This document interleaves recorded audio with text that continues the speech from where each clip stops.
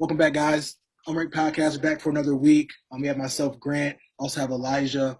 We're going to talk about this week since we feel like this is where Michigan football season really begins. We're going to definitely chat about what we are thinking about this game that they play. They play Wisconsin this weekend.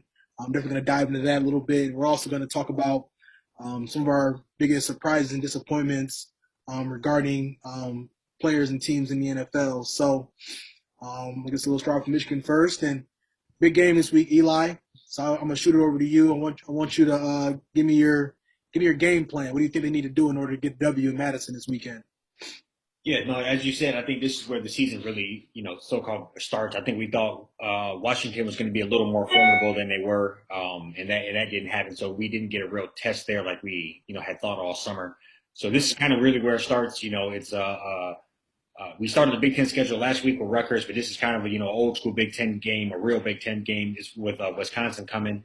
They coming off a loss to Notre Dame. I think they played at Soldier Field last week. They lost, didn't look all that hot in the game, so I think they're going to obviously come fired up as well. So I think this is going to be an interesting game with all that cooking, heading into the game. But I say, if you ask me what the game plan is, we absolutely have to open the playbook up a little bit. I think I want to keep. I like establishing a run, and then obviously if we can go in there and rush for 300 yards on them, then that'd be phenomenal. But I just can't see that happening. So I would say I think we're going to have to make it interesting. We're going to have to mix in good runs like we have been doing, but also Henning coming around on the end on the wide receiver reverse or maybe a double reverse. We haven't seen that yet. Make it interesting, throw in some more screenplays. Personally, I just think we got to get more of a offensive rhythm going outside of just trying to play smash mouth football, which we see already how that worked playing a Big Ten team in Rutgers that it just didn't. Where I think we may have cracked 100 yards rushing. I'm not even sure about that. So, Yeah, uh, like you know, 115, yeah, 120. yeah. So Oh, it didn't work as well as it had been, and I can guarantee that Wisconsin's going to be a lot more tough defensively than Rutgers was. So that's kind of what I'm saying. Open it up a little bit, uh, um, and maybe we'll catch them off guard offensively because we haven't shown that yet. right. Do you think they trust Cade? I feel like so I'm looking at these games and I know obviously the run's been working, so like why go away from it?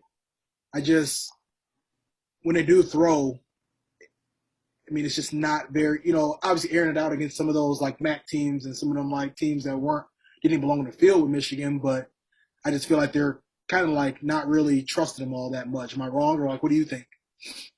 Yeah, I guess it would be not trusting him. I think it's kind of quarterback has shot us in the foot so many times. Yeah, Whether it was last year or Shea Patterson having his up and downs, or whoever it was, and I think if they can try to avoid the quarterback mistake and just run the ball, I think that's kind of what they're thinking.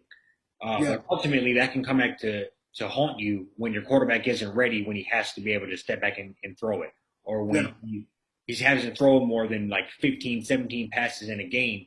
What's going to happen when we just can't run the ball? He's going to have to step back and throw it 25, 30 times. And right, and I think we should have prepared him a little more in those early games, and maybe not just try to get such impressive rushing stats, and maybe try to push him along as far as offensively being able to step back and throw it. But right. what, what Yeah. what would you say some of your keys are, whether it's offense or defense for us? I think this is a tough one. You got Wisconsin coming off a pretty bad loss. I and I'm gonna say I always feel like this is the second time this season already that Harbaugh would have an opportunity to beat a top 25 team, and then they kind of shit the bed the weekend before, so now they're unranked. So that's another conversation for another day. But I think just kind of like I said earlier, I don't really know who they are, like what they are. They lost to a Penn State team that is like top five now in the country, if I'm not mistaken, at least top 10. They kind of got they got beat down pretty nice by Notre Dame. Notre Dame also only beat a Florida State team that's 0-3. They struggle with a Toledo, like a MAC school, Toledo, and they also kind of struggle with Penn State, or not Penn State. I'm sorry, Purdue. Yeah. So it's really kind of like a toss up. I just only thing that kind of concerns me is like being up in Madison. I'm glad it's not like a crazy night game where it just be like rocking like out of control. It's still gonna be a pretty hostile environment.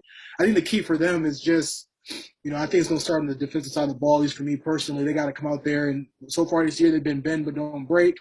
Been doing a great job of forcing turnovers, stopping the run for the most part. I think they got to, those corners got to be, ready. I think because we know what Wisconsin's going to do. They're going to run the ball a lot. So we got to make them uncomfortable by getting them in those second and long, third and long positions and making that guy, Graham Mertz, who threw 4 interceptions last week, we got to make him do some of that, again. So we got to just make sure we're not letting that, letting get the run game get going. That's usually what Wisconsin's done to us the last couple of years. They beat down us pretty bad. They've ran the ball 250, 300 yards both of the last couple of games. We lost to them pretty bad. So I just think that is what we need to do on defense and offense. I'm right there with you. We got to open it up more. I think we got to, establish the run and use play action to our advantage. And we do have to definitely keep them honest. Like I wouldn't be surprised if Harbaugh's I thought he's been known for just taking a shot early, trying to just test the defense, see what they're looking at, see what they're doing. And I just hope that we're already kind of thin at receivers. So hope that some of them guys can make some big time plays this week. So we'll see. What's your score prediction? Yeah, real quick, do you know if Ross is playing linebacker? I don't know. I saw he had a shoulder issue. I'm not sure if he's playing or not though. I think that'd be a major, wrinkle in what our whole defense can do. A guy he's got to be a senior now. Removing him from the equation is going to make that anchor, that defense, I would say, one of the anchors, definitely from the linebackers' perspective, a hell of a lot harder for us to come out there and fill them holes and right. That's going to be tough. But I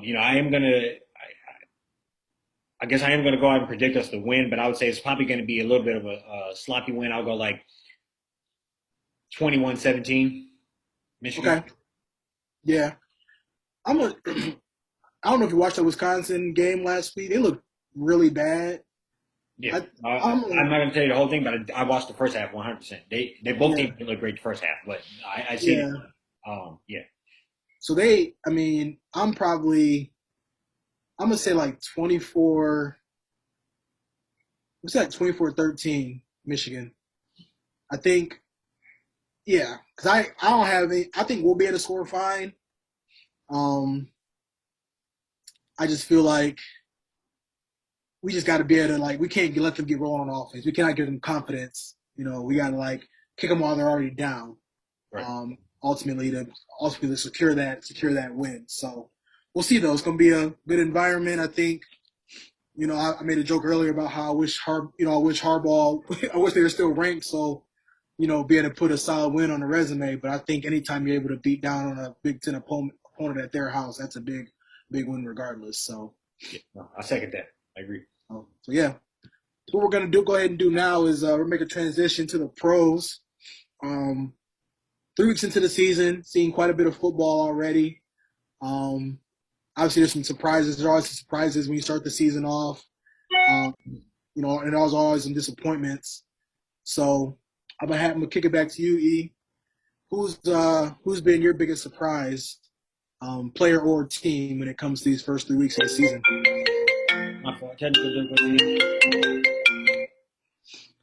Yeah. No, I would just say biggest surprise here. I would just say Deshaun Jackson and just how he seems to be ageless when it comes to just how he can always seem to get past the defense, get deep, and blow the top off the defense, and that's just it's been impressive since days at Cal, and I seeing him, expose the defense a couple of times for, 40, 50-yard bombs this past week versus the Bucks was just kind of impressive. And also considering that Matthew Stafford threw him short one time, so that could have been another one. And, and I would say that's probably just the beginning. They have a pretty good offensive flow as far as him, Cooper Kupp, Stafford sitting there slinging it, and I was very impressed early on. A couple weeks into the season, to see what he has been able to put together, and I'm just gonna go out and say this: he hasn't had 1,000 yards since 2016. Obviously we're in 2021 here, so it'd be interesting to see if he can put together, one of his, let's say, in prime type years. That's 1,000 yards, around 10 touchdowns, and that'd be impressive to see with somebody that's in their mid 30s. Yeah. And to say too, I mean, he's got the quarterback to do it for sure, and you already got, teams already got to worry about Robert Woods, Cooper Kupp. They got always have solid tight ends. So I feel like he definitely has the opportunity here to, make some big plays and 1,000 yards. I think that'd be kind of tough for him. I know he getting a little up there in age. He can still run though, so we'll see. But I do feel like he's in a great spot in order to put up some numbers. So I'll be honest, I didn't even know he was even playing anymore until he caught that pass and was just at 60, 70 yarder and was just, going downfield on him and had like 4 catches for like 120 yards or something like that. So he definitely still got some juice left. So Yeah, no, and I agree. 1,000 yards is obviously a steep goal. yeah, I think he's like 150 so far this year. But an extra game in the year, and I'm not saying it's completely impossible. yeah, When your only job is to run 9 routes, and he'll be in that yeah, he'll be in that slot against most teams' weakest, in some situations, weakest corner too. exactly. So Straight up. the opportunity is there for sure. And Rams, they got two slot guys that's gonna be causing some issues. I He'll, love seeing Stafford. he'll blow the top off the Lions when they play. Oh yeah, couple different times. We might see the vintage Deshaun. He might go for buck 60, buck 70, he'll do something crazy for sure. He might. So yeah, I'm gonna say my surprise. It's not a surprise to everybody. It's probably not a surprise to everybody after the year he had his rookie year. But for me, I just wanted to see more. Justin Herbert. Like last year, he obviously had a great season, but I'm just gonna give him the, kind of, I feel like the same thing that people always said about like Stafford was like he was playing great, but the team wasn't really playing very well. So how good is he really? You know what I mean? I know they lost a couple of different games by like a touchdown or two, and there's like some bad management, as far as like coaching are concerned. He had a great season. I think he broke a couple of different records. I just didn't know if that was just like fluke. You know what I mean? But Yeah, no. coming in, seeing him go across the country, play Washington, throw for like 350 yards on number one defense last year, get the win there, and then also see him, playing the Chiefs this weekend. Like he went toe for toe with the greatest quarterback, probably the greatest quarterback in the league right now. A lot of people will probably agree with Mahomes being the best QB in the league at the moment. I certainly do. 294, yeah, he had 294 touchdowns, no picks. I was watching the back half of that game when they were tied up and Mahomes just thrown the pick. And you couldn't even, he was out there looking like a 4 or 5 year veteran, drove him down the field, and it was like throwing the ball. Like they weren't, trying to run out clock and kick a field goal and give Kansas City time. They were like, we want to score. Like they were being super aggressive. And I don't know. I just seen some of the throws he was making, and he just looks like he's years ahead of where he should be. And looking back on that draft, some would argue he could have went over Burrow. I know Miami definitely wish they would have took him over Tua. Right. So yeah, I like his game though. I like what I see so far. Yeah, no. So I'm not even gonna lie. I haven't watched a whole lot of him. I did get an opportunity to watch him last year, but as you said, I haven't given him his fair shot and actually sat down and watched like a whole series or end of a game. We had to close it out like that. But he is one of those interesting guys that kind of shot up. I feel like in the draft, I didn't really see him play. I think he's an Oregon guy, right? Didn't really get to see him play a whole lot there either. And but no, he definitely looks phenomenal. Through this short window of his career. So it is interesting. He one of the good young guys that might make a splash and start mixing it up, make it difficult for Mahomes or difficult for any of the other guys that are kind of we think might have the throne next. Yeah, because everybody thought that after seeing Mahomes his second and third year, they're like, yeah, they're gonna win at least 4, 5, 6 championships over the next 10 years. Mm-hmm. I'm looking at Herbert. If they can keep the Chargers always are decent. They always got a nice little core, solid defense. I mean, if Herbert he's on a trajectory almost as high as Mahomes is. Like Mahomes had to sit out a year. Herbert got thrown in the fire second before kickoff, and like I said, did not really look like a rookie at all last year. So it's gonna be some good matchups for sure. And luckily for you, they got Chargers play this Monday night. They played the Raiders, so it'll be a good division matchup on Monday night. He's thrown for over 310, 315. Oh no, I'm sorry. He threw for like 286 or 290 last week, but he be airing it out. Like he is not, he's not dipping and dunking. I love his receiver. He's got Keenan Allen on one side, Mike Williams on the other side. So he's definitely been doing his thing. Okay. Yeah, no, I'll check him out. Yeah, no, 100%. And I like when the guys air it out. I don't like them. Yeah. Death by a thousand cuts guy. No. Right.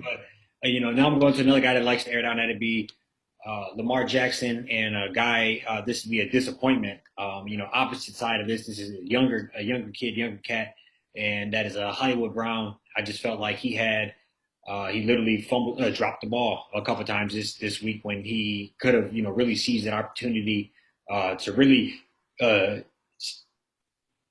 plant himself as a number one receiver. Plant himself as a person that Lamar Jackson can go to, on any given down.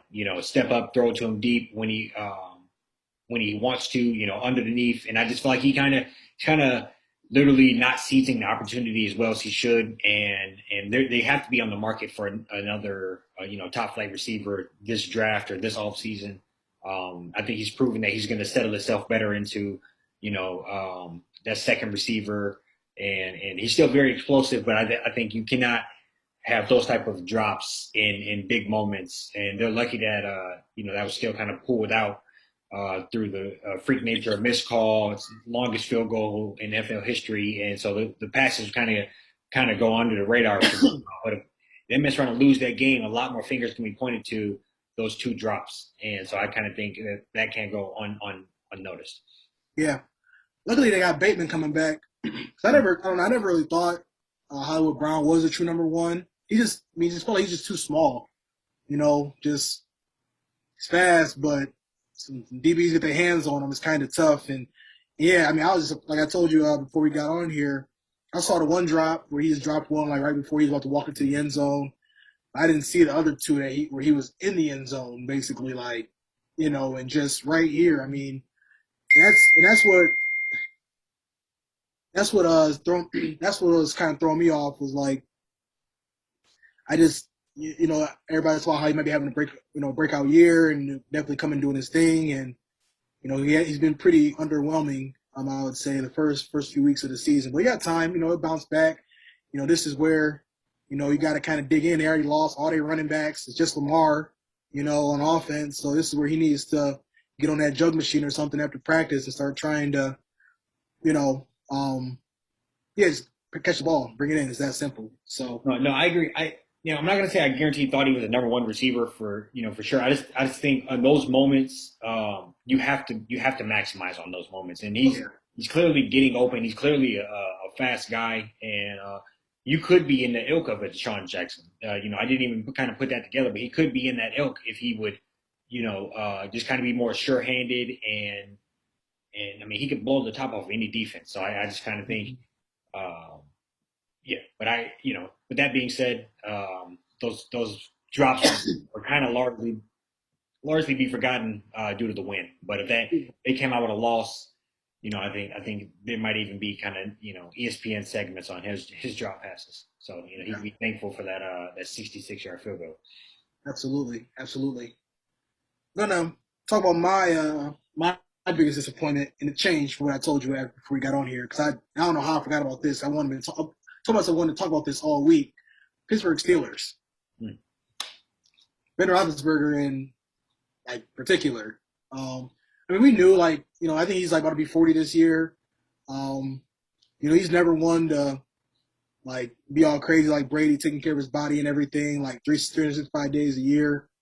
I thought that he might have a better season this year. He did okay last year, kind of fell off towards the end of the season, but they said he came in slimmed out, lost some weight, just was throwing the ball really well. a year removed, 2 years removed now, I believe, from having that elbow surgery. But I mean, he has been. I mean, after that Buffalo game, he was. I mean, even that Buffalo game, their defense won that game, if you ask me. I mean, they blocked a punt. They had like 5, 6 sacks, forced a couple turnovers, if I'm not mistaken. But he has just been. When I saw him throw on 4th and 10 to Najee Harris in the flat when they were down like 10 points in the fourth quarter, I was just like, I mean, he's done. Like, I don't think there's any. If I'm the Steelers, I wouldn't even want to bring him back next year if he was still trying to come back next year. I saw times where he was literally hiking the ball, took 2 steps to throw a pass, and like fell. Just like I don't know if he, I don't know if his body's just kind of like going out on him.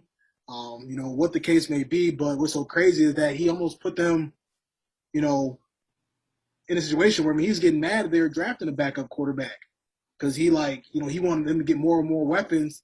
Not in a spot to where, Dwayne Haskins. I mean, he might be the answer, but he didn't really play that great in Washington. We already seen what Mason Rudolph has done.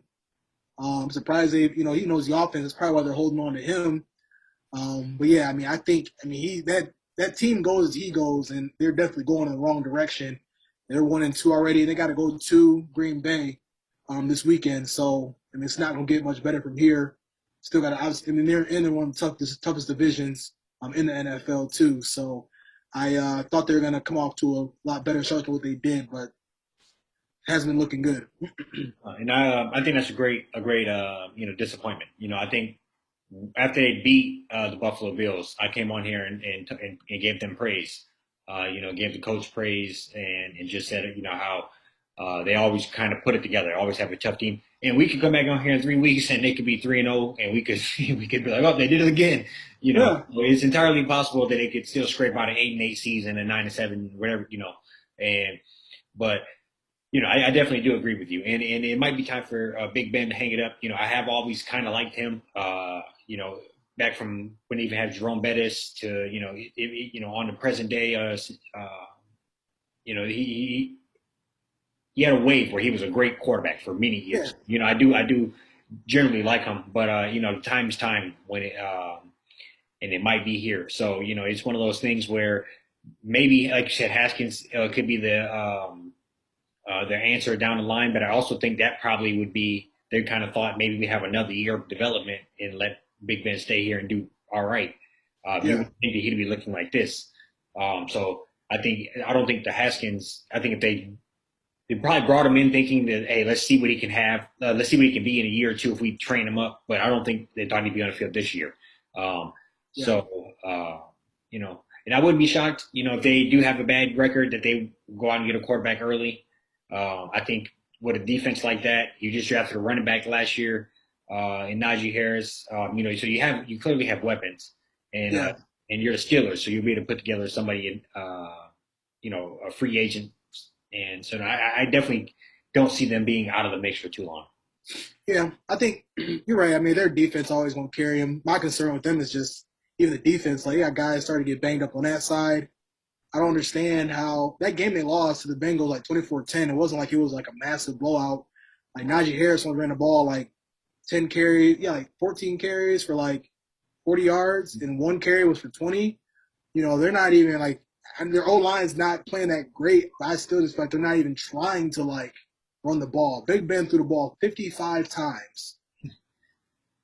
That's a lot for any quarterback. Yeah, and I mean, and he's just dipping and dunking. And I'll say, too, the receivers are dropping passes. So, like, that team as a whole, they're definitely not playing like Steelers football, the football we've grown up to watch them play. I do feel like, they are, just because they are who they are, 9-8, 10-7, I think they can definitely still make that happen. It's going to be real interesting because like Big Ben is like, he's like deteriorating like by the week. Like, it's getting like pretty bad. I think on Twitter where they put a image over Big Ben, like it was all these highlights of Big Ben doing bad, and they like put it in black and white. Talk about it looked like he was playing in the 40s. He took a step behind this year, man. I don't know what it is. Like it's just crazy. Cause, I mean, you see Brady like out there, he like aging backwards. But Brady always took care of his body. I think. You said what? The steroids. But He come out 5 years from now that he's been taking steroids for the last 10 years.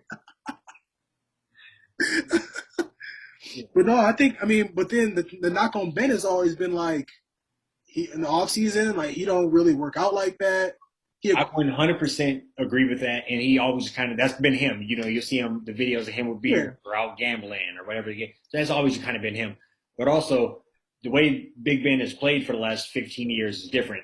You know, he's all reckless. the greatest highlights are him ripping people like James this past week. Him ripping people off, throwing a dart over the middle. Yeah, playing super hurt. Yeah, playing super hurt. So he's always been banged up, and he's just a Yeah, big, brute, strong. You know, that's what he is. So you know, it's yeah, kind of you know, your body's going to deteriorate a lot quicker. right. You know, a la Cam Newton, you know, somebody like that, Oh where yeah, you just take such a beating over the whatever. right.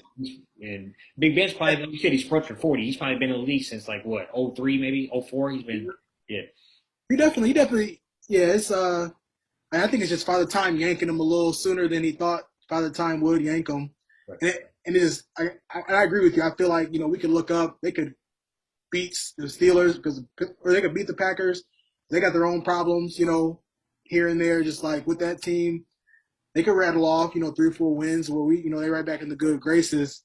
I just like the way that they're looking now with 14 weeks left. It's, they ain't looking all that great, but we'll see though. I agree. We'll see. Yeah, I think that's what we are going to cover today. Do you have anything else for the people? No, sir. Appreciate it. Appreciate y'all tuning back in. You know, we're gonna be back at you next week. This video dropped tomorrow. It's Thursday the 30th, and you know we'll be back at it next week. Yeah, appreciate you watching. All right. Sounds good. Till next time.